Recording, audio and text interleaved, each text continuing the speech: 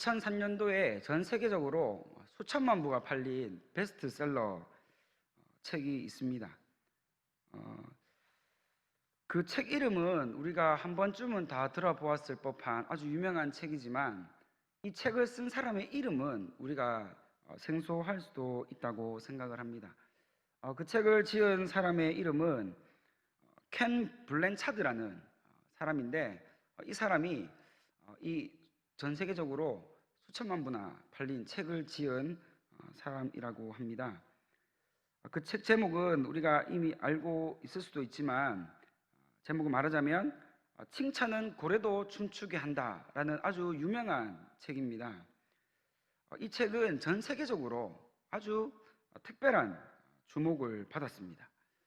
이 책이 이렇게 선풍적인 인기를 끈 이유는 바로 아무나 할 수 있는 이 칭찬을 통하여서 생각지도 못한 아주 큰 일을 이루어낼 수 있기 때문입니다.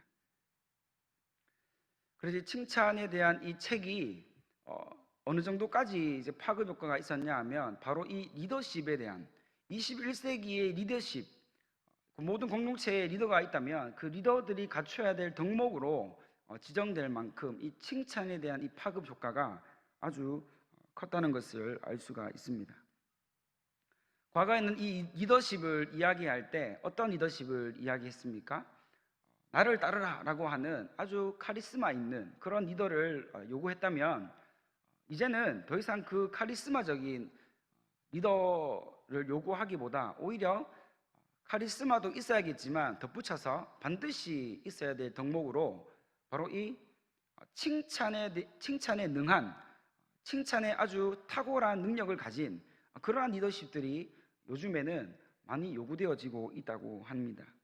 그렇게 되는 이유는 바로 카리스마도 있어야겠지만 서로 칭찬을 해주는 이런 문화들이 그 공동체에 정착이 되어질 때 그 공동체는 아주 건강하게 서로 윈윈할 수 있는 그러한 공동체가 되기 때문입니다.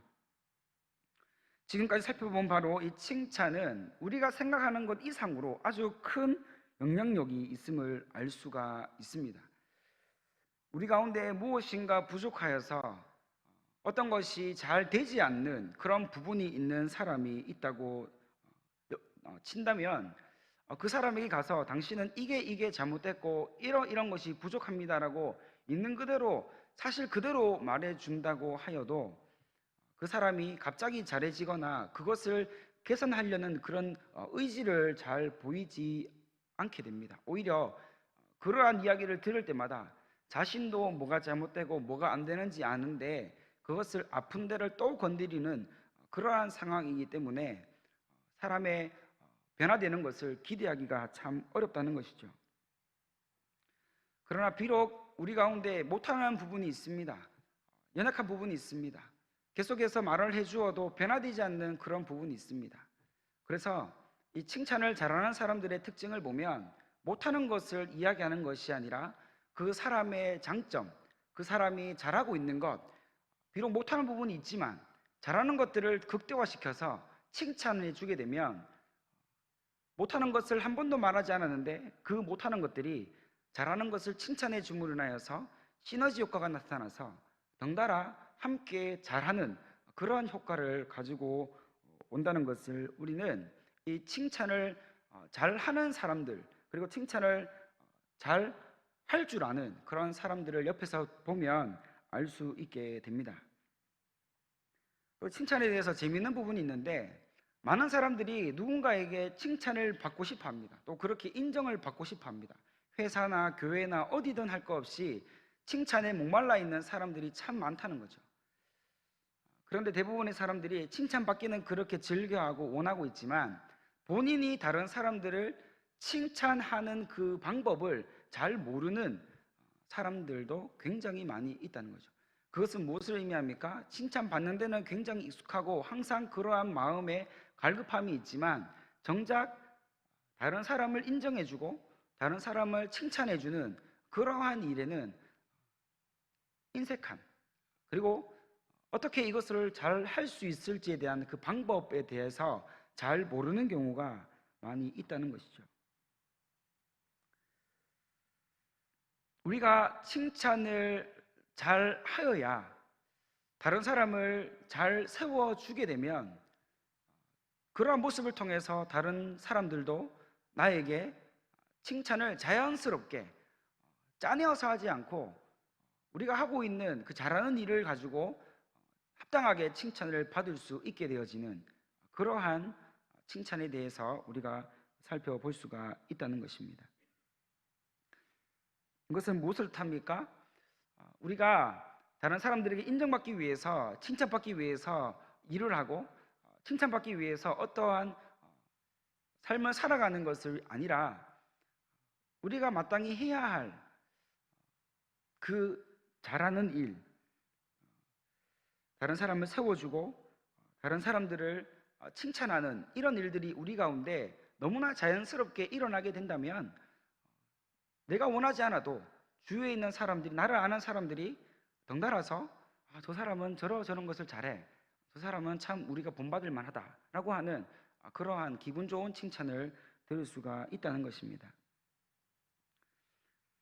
여기에 대해서 우리가 또 다시 한 번 더 기억하면서 분명히 알아야 될 것들이 있습니다. 그것이 무엇이냐면 하나님에 대한 속성인데요. 하나님은 어떤 분이십니까? 아주 정직한 분이십니다. 이 말의 뜻은 우리가 하나님께 그리고 사람들에게 칭찬받을 일이 전혀 없는데도 불구하고 하나님이 눈 딱 감으시고 무작정 그래 너 잘하고 있어, 너 최고야, 네가 하는 건 다 잘 될 거야 라고 그렇게 인정해 주시지 않는다는 겁니다. 하나님께서는 분명히 하나님께 칭찬받는 사람의 이유가 있고 그 원인이 있음을 우리는 기억해야 합니다. 만약에 하나님이 무작정 눈 감고 그냥 여기 있다 이런 식으로 칭찬해 주고 인정해 주셨다면, 그런 분이시라면 바울이 이렇게 애를 쓰면서 이 칭찬에 대해서 하나님께 칭찬받는 삶을 살아가라고 강조하지도 않았을 것이고 권면을 하지도 않았을 것입니다. 여기에는 분명히 우리가 감당해야 하는 이 삶의 몫이 있다는 것을 의미하고 있습니다. 오늘 말씀은 우리가 함께 보았듯이 이 음식에 대해서 이야기하고 있는 것을 확인할 수가 있습니다. 로마 교회는 지금 이 음식 때문에 같은 마음으로 그리스도를 섬기고 있는 하나님의 이 백성들, 하나님의 자녀들인 이 성도들이 서로가 비난하고 비판하는 그러한 모습이 나타나고 있음을 우리에게 보여주고 있는 거죠. 그래서 바울이 급하게 중지자로 나서서 더 이상 이 음식 문제로, 이와 같은 문제로 서로를 비판하고 비방하지 말 것을 말씀해 주고 있습니다.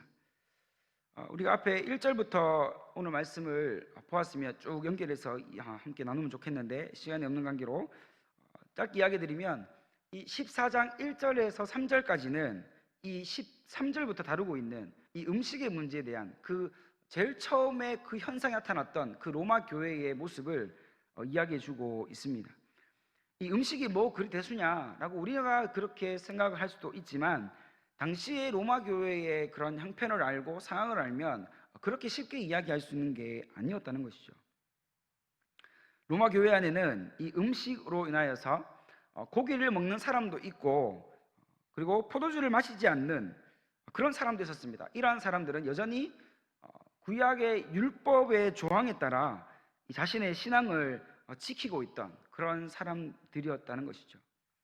그런데 교회 안에 다른 사람들, 이러한 신앙으로 가지고 있는 사람들을 보면서 저 사람들은 여전히 믿음이 연약하구나, 아직까지도 하나님을 인격적으로 만나지 못했구나 라고 그렇게 그들의 믿음을 평가절하해버리고 아주 어린 믿음을 가진 그런 자들로 낙인시켜 버렸다는 것을 보여주고 있습니다. 이것이 별로 큰 문제가 되지 않을 수도 있지만 그러한 이야기를, 그러한 소문을 듣는 사람의 입장으로서는 굉장히 실족해야 할 만한 문제인 거죠. 특별히 믿음이 약한 자들에게는, 믿음이 없던 자들에게는 그러한 이야기들이 이 교회의 공동체 가운데 아주 심각한 타격을 주는 그러한 문제로 부상하게 되었다는 것입니다. 그래서 바울은 급하게 중재에 나섰다는 것이죠. 그래서 이 말씀을 통해서 이 바울은 로마 교회에 있던 모든 성도들에게 이제는 더 이상 이러한 문제를 가지고 비방하고 비판하고 서로 하나 되지 못하는 그런 모습에서 이제는 완전히 떠나야 된다. 우리는 이제는 이렇게 사는 것을 포기해야 한다라고 그렇게 말씀을 전하고 있는 것입니다. 오늘 말씀 13절에 보면 바울이 강조하고 있는 것이 있는데, 그것은 바로 우리가 눈여겨봐야 될 것은 바로 다시는 이라는 말입니다. 다시는. 처음 한두 번은 실수로 그럴 수 있지만 이것이 반복되어지다 보면 어느 순간 이 공동체 가운데 지울 수 없는 상처가 생기기 때문에 바울은 다른 이야기들도 많이 해야겠지만 먼저 강조하고 있는 것이 다시는, 다음부터는 이러한 일들이 일어나서는 안 된다는 그런 아주 강력한 말씀을 전해주고 있는 것입니다. 분명 교회 안에서 같은 믿음을 가졌다고는 하나 공동체 안에 있는 사람들이 어떻게 한 마음 한뜻 한 생각을 가지고 그렇게 믿음으로 달려갈 수가 있겠습니까? 정말로 힘든 일입니다. 그것은 성령의 인도하시지 않으면 우리의 사람의 힘으로는 도저히 불가능하죠. 이러한 문제점이 있기 때문에 바울은 이것을 분명히 짚고 넘어가고 있는 것입니다. 바울은 이러한 이분법적인 생각, 내 생각은 맞고 저들의 생각은 틀렸어, 내 신앙은 월등히 높고 저들의 신앙은 아주 얕아 라고 하는 그런 이분법적인 생각을 가지고 살아가는, 그러한 믿고 있는 그러한 사람들을 향해서 그들의 생각을 다시 정리하라고 말씀해 주고 있습니다. 14장에 보면 바울은 이 먹는 문제에 대해서 아주 좀 많은 분량을 기록하고 있는데, 바울이 말하고 있는 이 음식에 대해서 한마디로 정리하자면 이렇습니다.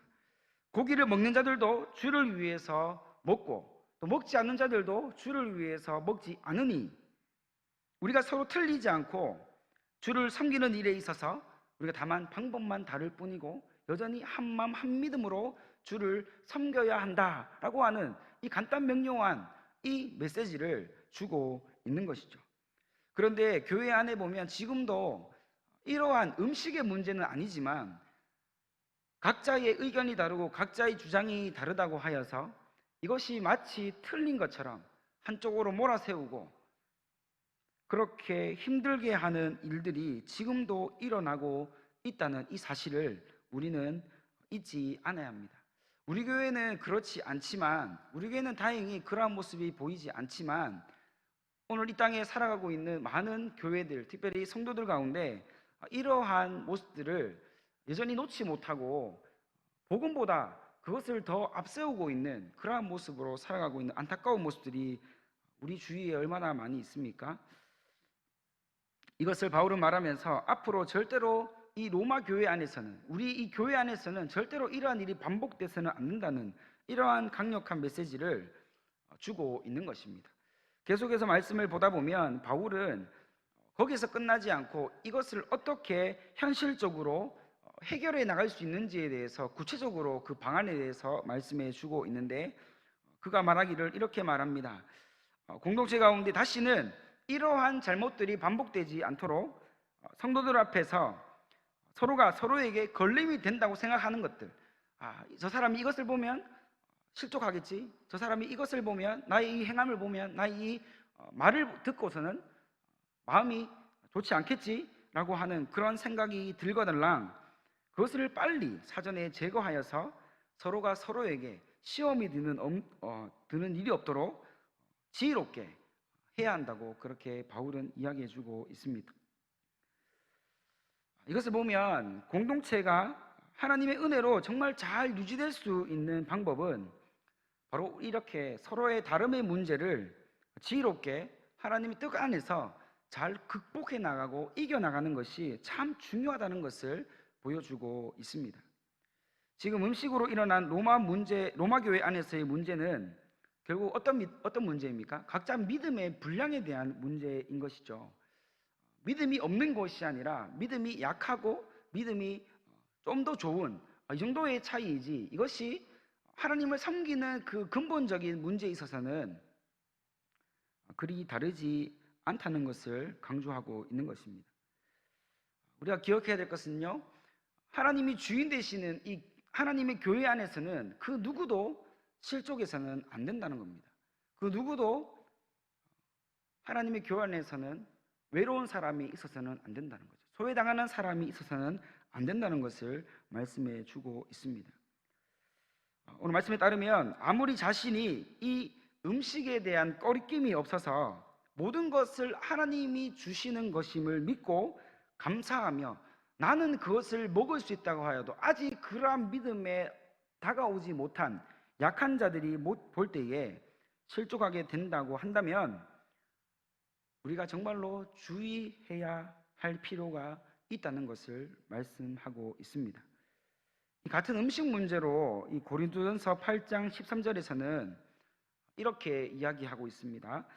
만일 음식이 내 형제를 실족하게 한다면 나는 영원히 고기를 먹지 아니하여 내 형제를 실족하지 않게 하리라. 이러한 고백이 나오고 있습니다. 내 믿음으로는 괜찮은데, 내가 생각할 때는 괜찮은데 거기까지 믿음이 자라지 않은, 믿음이 약한 자들이 볼 때에 마음에 어려움을 갖게 되는 일이라면, 내가 아무리 고기를 좋아하고 내가 아무리 이것을 잘 할 수 있다고 하여도 내가 이것을 영원토록 먹지 않고 하지 않겠다는 이런 용기가 우리에게 지금 필요하다고 말씀합니다. 이것이 다만 고기에 대한, 즉 음식에 대한 부분에만 국한되어 있는 문제는 아니라고 생각을 합니다. 술, 담배, 이러한 것들이 이러한 부분에 당연히 속할 수가 있겠죠. 그뿐 아니라 우리가 아무리 많은 것을 소유할 수 있는 재력이 있고 여유가 있어서 많은 것들을 내가 누릴 수 있는 그런 환경에 있다고 하여도 우리는 하나님을 섬기는 교회 안에서 우리의 재력이나 우리의 가진 것들을 자랑하며 뽐내는 이런 모습을 우리는 굉장히 조심해야 합니다. 교회 밖에서는 이러한 모습들이 너무나 자연스러운 것인데, 교회 안에서는, 하나님이 주인 되시는 교회 안에서는 나의 것, 나의 소유, 나의 형편을 자랑할 이유가 아무것도 없다는 거죠. 만약에 이것을 자랑하였다가 형편이 좋지 않고 좀 살기 어려운 그런 성도들이 그것을 듣고 또 그것을 보았을 때 과연 어떤 마음을 품게 될 것인가, 우리는 지혜롭게 그것을 먼저 생각하여서 나의 유익보다 공동체의 유익을 먼저 생각해야 한다고 바울은 우리에게 말씀해 주고 있습니다. 반대로 또 많이 가지지 못했다고 하여서, 내가 많은 것을 누리지 못했다고 하여서 나보다 많은 것을 누리고 있는, 많이 가진 사람들을 비난하고 비판하는 것도 또한 조심해야 합니다. 왜냐하면 하나님이 우리의 말하고 듣는 모든 것을 이미 알고 계시고 듣고 계시기 때문입니다. 우리가 그렇게 서로 이 작은 부분까지 서로 비난하고 불평하고 또 그렇게 우리가 한 마음이 되지 못한다면 우리는 하나님께서 우리 모두를 통하여서 드러내시고자 하는 하나님의 큰 하나님의 일을 우리가 감당할 수 없는 그러한 모습이 다가오게 된다는 것이죠. 오늘 말씀 14절에서는 바울이 확신하고 있는 한 가지 사실을 우리에게 알려주고 있습니다. 그것이 무엇이냐 하면 바로 스스로 더러운 것, 하나님 만들어 놓으신 그 모든 것들이 다 선하고 계획이 있고 뜻이 있는 그것인데, 우리가 그것을 바라볼 때, 우리가 그것을 볼 때에 우리가 먼저 그것을 악하다고 그렇게 결정해 버리는 것이죠. 그것은 옳지 않다고 그렇게 판단해 버리는, 이것을 우리는 굉장히 중요합니다. 조심해야 하는 거죠. 우리 모두에게 판단의 능력이 있지만 이것을 하나님께서 선하다고 하신, 하나님께서 깨끗하다고 하신 그것을 우리가 무엇이라고, 그것이 깨끗하지 않다고, 그것은 아직 정결해지지 않았다고 그렇게 판단해서는 안 된다는, 이것을 말하고 있는 것입니다. 즉, 이 판단의 능력이라 함은 여기서는 긍정적인 면을 의미하는 것이 아니라 부정적인 면을 강조하고 있는 것이죠. 결국 우리가 같은 그리스도를 섬기고 있는 이 성도들을 향해 함부로 판단하고 결정하고 내 기준에서 그 모든 것들을 재단해서 비판하고 불평하게 된다면 이것은 어떠한 일이 우리에게 초래되냐 하면 바로 이것이 드러나게 됩니다. 여기 있는 우리 모두는 하나님께서 깨끗하다고 인정하신 하나님의 사람들이고, 하나님께서 사랑하셔서 우리를 죄 가운데서 구원해 주신, 특별히 하나님 우리에게 은혜를 부어주신 하나님의 사람이라는 것을 우리는 기억해야 되는 거죠. 우리가 사람을 향해서 비판하고 불평하고 비난하는 것, 그것은 사람에게 하는 것이 아니라 그것은 더 나아가서 하나님께서 깨끗하다 하신, 하나님께서 죄 없다 하신 그 사람을, 그 성도를 우리가 하나님보다 더 높은 곳에서 저것은 틀렸어, 저것은 아니야 라고 그렇게 재단하는 그러한 아주 무시무시한 일들이 일어날 수 있다는 것을 말씀해 주고 있는 것입니다. 15절에 보면 이렇게 되어지는 그 결과가 무엇이냐면 바로 강조되고 있는 단어인데요, 바로 사랑입니다. 15절에서는 핵심 단어가 사랑인데, 이 사랑이 없기 때문에 성도들이 한 마음으로 주를 열심히 섬기고 한 마음으로 주를 위해 달려가야 될 그때에 그 일보다 자신의 눈에 들어온 그것들이 발목 잡아서 사랑 없이 비난하고 비판하고 미워하는 이러한 일들이 일어나기 때문에 비판하고 비평하는 이런 일들이 일어나고 있다, 이렇게 바울은 핵심적으로 말씀해 주고 있습니다. 사실 로마 교회 안에서의 문제는 같은 하나님을 섬기고 있는 성도들이었음에도 불구하고 그들 가운데는 여전히 간격이 있었습니다. 어떤 간격입니까? 유대인 그리스도인과 이방인 그리스도인이라는 이 좁혀지지 않는 간격 때문에 이런 문제들이 일어나게 되었다는 거죠. 분명히 같은 교회 안에 있습니다. 같은 성도라는 이름으로 같이 예배하고 같이 하나님을 섬기는 일에 충성하고 있습니다. 그러나 그 마음들 가운데 좀처럼 다가가지 못하는, 좀처럼 간격이 좁혀지지 않는 그런 문제들이 계속해서 있었다는 것이죠.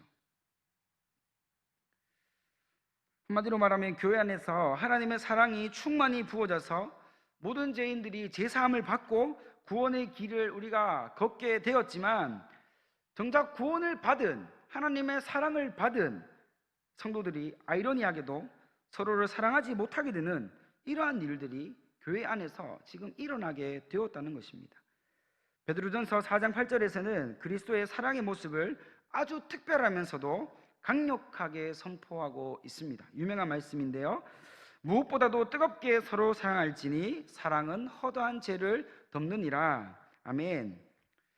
그렇습니다. 우리가 서로를 바라볼 때 정말로 그리스도께서 나를 품어주시고 사랑하여 주셔서 구원하여 주신 그 사랑으로 우리가 다른 사람들을 바라보고 나와 함께 동력하게 하신 그 성도들을 아낌없이 사랑할 수 있기를 간절히 바랍니다. 여기서 말하는 사랑은 다른 말로 말하면 어떤 단어가 될까요? 제가 정리를 한번 해보았는데요, 이 사랑이라는 말은 존중이며 존경이고 용납이며 이해입니다. 그리고 기다림입니다.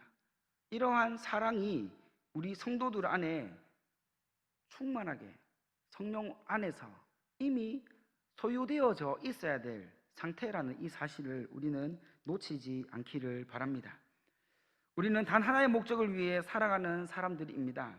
하나님의 영광을 위해 살아가는 자들이기 때문에 우리와 다른 사람들을 틀렸다고, 잘못됐다고 규정하고 판단하고 비난하기보다 오히려 그들이 하나님을 온전히 똑바로 더 잘 믿을 수 있도록, 하나님을 더 잘 섬길 수 있도록 인정하고 기다려주며 기도하며 세워주는 이 참된 하나님의 사람들, 우리가 되어야 될 줄 믿습니다. 바울은 이렇게 하나님의 사랑을 받아 죽음에서 생명의 길로 이르는 성도들을 우리의 잘못이나 판단이나 비판함으로 결코 망하게 하지 말라, 이렇게 말하고 있습니다. 무심코 했던 그 생각들이, 무심코 했던 그 말들이 이 성도들을 어떻게 한다고 했습니까? 망하게 하지 말라. 우리 성경책을 넘겨서 20절을 보면 똑같은 의미로 어떻게 이야기합니까? 무너지게 하지 말라, 망하게 하지 말라, 무너지게 하지 말라. 이것이 아주 저에게는 크게 다가왔습니다. 서로가 다르고 성격도 다르고 생각도 다른 사람들이 모여서 하나님을 섬기는 일에 있어서 우리가 그동안 참 많은 시간들 가운데 틀렸다고 비평하고 비난하고 미워하는 그런 마음들이 있었다면 이것이 오늘 말씀에 따르면 그 성도들을 실족하게 하는 것이고 망하게 하는 것이다. 이렇게 표현하고 있습니다. 이 망하게 한다는 이 표현이 영어 성경에는 어떻게 표현되어 있냐면 destroy, 파괴한다. 완전히 유에서 무로 만들어버리는 그러한 상태를 의미하고 있는 거죠. 한마디로 우리의 이러한 사랑 없는 행동과 마음들이 성도의 영혼을 파괴시키고 그들의 삶을 무너지게 하는 그런 결과가 된다고 말씀하고 있는 것이죠. 특별히 이 망하게 하고 파괴하는 것이 결국 죄인을 위해 죽으신 예수님의 죽음, 그 십자가에서 피 흘려 죽으신 그 고통스러운 죽음을 헛되이 하는 아주 무서운 일이라는 것을 바울은 강력하게 경고하고 있는 거죠. 우리는 무심코 했던 그 일들이, 우리는 무심코 했던 그 생각들이 이러한 무시무시한 일들로 다가오게 되었다는 것을 말씀하고 있습니다. 바울은 오늘 말씀을 마무리 짓기 전에 한 가지 사실을 우리에게 더 강력하게 선포하고 있는 것을 발견할 수 있습니다. 여기서 바울이 정말로 하고 싶은 말이 무엇이었을까요? 바로 이 하나님 나라에 대한 이야기입니다. 이 하나님 나라는 이 먹는 것에 있지 않다. 이게 무슨 말일까요? 먹는 것은, 먹고 마시는 것은 전혀 하나님 나라와는 무관하다. 그러니 더 이상 비판하지 말라는 거죠. 그 일들로 에너지를 소비하지 말라는 거죠. 우리가 에너지를 쏟고 마음을 쏟아야 될 일이 무엇이라고 이야기합니까? 오직 성령 안에서 서로 사랑함으로 평화와 화목해 하는 것, 이것을 우리가 더 집중해야 한다고 말씀하고 있습니다. 교회가 교회다워지는 것, 성도가 성도다워지는 것, 바로 성령의 힘을 입어서 사랑할 수 없는 그 모든 사람들을 사랑할 수 있는 그런 힘과 능력을 하나님께로부터 공급받아 살아가는 것, 이것이 우리가 오늘날 감당해야 될 삶의 모습이라고 말씀하고 있습니다. 사랑하는 성도 여러분, 우리가 진정으로 서로를 사랑하고 화평케 하며 화목케 하여서 성령 충만함으로 하나님 나라에 결코 없으면 안 되는 그러한 성도들이 다 되시기를 간절히 바랍니다. 제가 이렇게만 생각하니까 마음이 막 설레더라고요. 하나님 나라에 없어서는 안 될 존재가 된다. 하나님 나라에 결코 없어서는 안 될 존재, 그런 존재가 된다고 생각을 하면 그런 상상만으로 우리는 정말로 하나님을 인하여서 기뻐할 수 있고 즐거워할 수 있으며 감사할 수 있으리라 확신합니다. 바울은 오늘 말씀을 마무리하면서 우리가 정말로 서로를 향해 이제 어떻게 된다고 말하고 있습니까? 좀 더 기다려주고 좀 더 용납하고 인정하고 존경하는 그러한 사랑의 모습으로 화평케 하고 화목케 하는 참된 그리스도인, 참된 성도의 삶을 회복하여 살아가야 한다고 결론적으로 말씀해 주고 있습니다. 하나님과 사람에게 칭찬받는 사람은 먼저 자신이 하나님께 어떠한 은혜를 받았는지를 인정하는 사람입니다. 어떠한 은혜로, 어떠한 사랑으로 죽었던 그 자에서 다시 생명을 얻는 은혜를 받았는지 아는 사람을 뜻합니다. 또한 다른 성도들을 또한 그리스도께서 죽으시고 살리신 생명, 하나님께서 살려주신 그 생명임을 인정하면서 그렇게 살아가는 사람이 사람과 하나님에게 모두에게 칭찬받을 수 있는 사람이 됨을 바울은 마지막으로 정리해 주고 있습니다. 이제 우리는 더 이상 비난과 비평과 불평과 또 미워함 이런 것들을 멀리하고 오히려 우리 가운데 그리스도께 주신 그 사랑으로 더 사랑하고 더 아껴주고 더 존경하며 존중하고 위로하는 그러한 공동체로 세워지는 우리 모두가 되어지기를 간절히 소망합니다. 기도하겠습니다. 우리에게 항상 좋은 것 주시는 하나님, 오늘 이 바울의 말씀을 통하여서 우리가 더 이상 이 땅 가운데 살면서 특별히 그리스도인의 옷을 입고서 성도의 삶을 살아내면서 우리가 불평하고 비난하고 우리가 스스로를 바라볼 때 좀 하나님 앞에 옳지 못했던 우리의 삶의 모습을 하나님 용서해 주시기를 원합니다. 하나님, 이제는 결단합니다.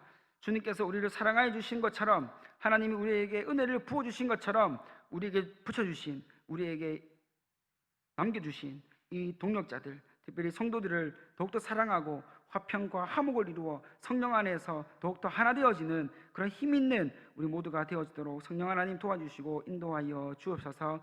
하나님 나라에 결코 없어서는 안 될 존재로 우리를 세워주시고 인도해 주시기를 간절히 소망하오며 감사합니다. 예수님의 이름으로 기도합니다. 아멘.